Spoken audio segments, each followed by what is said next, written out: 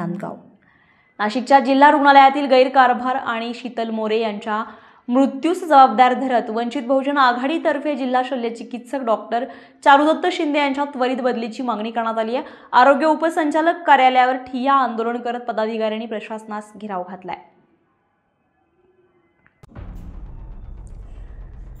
नाशिक येथील शासकीय जिल्हा रुग्णालयातील गैरकारभार, रुग्णांना होणारी गैरसोय आणि मयत शीतल निलेश मोरे यांच्या प्रसंगाला जबाबदार ठरवत वंचित बहुजन आघाडी युवा आघाडीनं जिल्हा शल्य चिकित्सक डॉक्टर चारुदत्त शिंदे यांची त्वरित बदली करण्याची मागणी केली आहे। 2 जानेवारी 2025 रोजी शीतल मोरे प्रसूतीसाठी जिल्हा रुग्णालयामध्ये दाखल झाल्या होत्या। सिझेरियन प्रक्रियेनंतर त्यांचा मृत्यू झाला।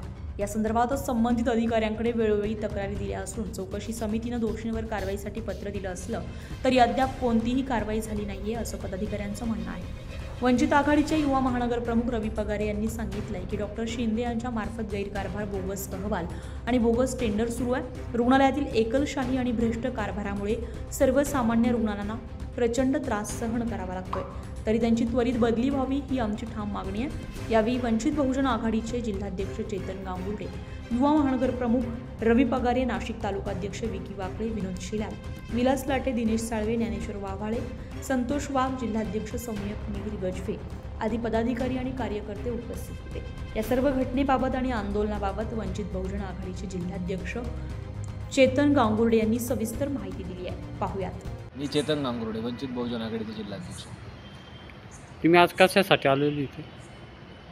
आज या ठिकाणी उपस्थित राहण्याचं कारण तुम्ही बघितलं असेल तर आता 9:15च्या आसपास वेळ झालेला आहे। सकाळी आम्ही 11 वाजेपासून या डेप्युटी डायरेक्टरच्या डीडीच्या ऑफिसला बसलेलो होतो। आमची एकच मागणी आहे की आम्ही इथल्या सिव्हिल सर्जनच्या विरोधात 15 मुद्दे डीडींकडे दिलेले होते। त्याच्यामध्ये आमचा कार्यकर्ता आहे विकी वाकळे, याची बहीण शीतल मोरे यांचं निधन होऊन आज 8 महिने उलटत आलेले आहेत। त्यांच्या निग्लिजन्सबाबत कोणत्याही प्रकारचा रिपोर्ट आणि अहवाल त्यांच्यावरती झालेला नाही, त्यांच्यावरती गुन्हे दाखल झालेले नाही।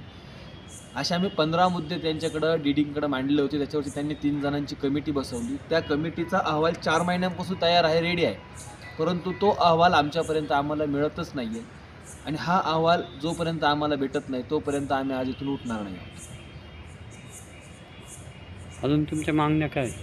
आमच्या मागण्या हेच आहे की आम्ही जे 15 मुद्दे सांगितलेले आहेत त्या 15 मुद्द्यांच्यावरती जो अहवाल असेल डीडीकडे आलेला, तो अहवाल त्यांनी आम्हाला द्यावा, त्यावरती आम्हाला काहीतरी कारवाई करता येईल।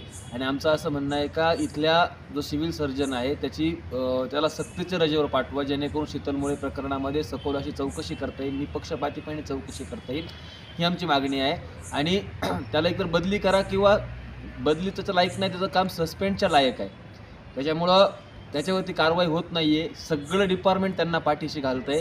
आणि आमचा स्पष्ट आरोप आहे की त्या सीएसला इथली डीडीसुद्धा घाबरतात।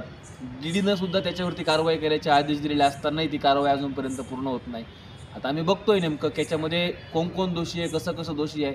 आम्हाला सगळ्या गोष्टी सगळ्यांच्या माहिती आहे। हळूहळू मी त्या सगळ्या बाहेर काढणार आहोत। तुम्ही आज 11 वाजेपासून बसलेले, तुम्हाला इथले अधिकारी भेटले का? अधिकारी हतबल आहे। सीएसच्या विरोधातले सगळे रिपोर्ट, सगळं लेखी त्यांच्याकडे अवेलेबल असताना सुद्धा 5 जिल्ह्यांचा बॉस स्वतःला म्हणून घेणारा डीडी आम्हाला एक अहवाल देऊ शकत नाही। याचा अर्थ तो सीएस पुढे हतबल आहे, घाबरले आहेत ते।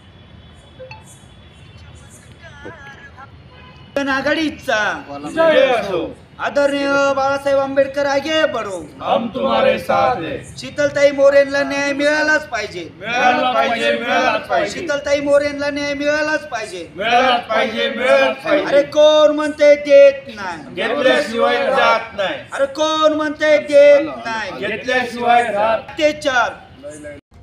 रिपब्लिकन वार्ता महाराष्ट्र न्यूजसाठी शहर प्रतिनिधी विवेक बनकर।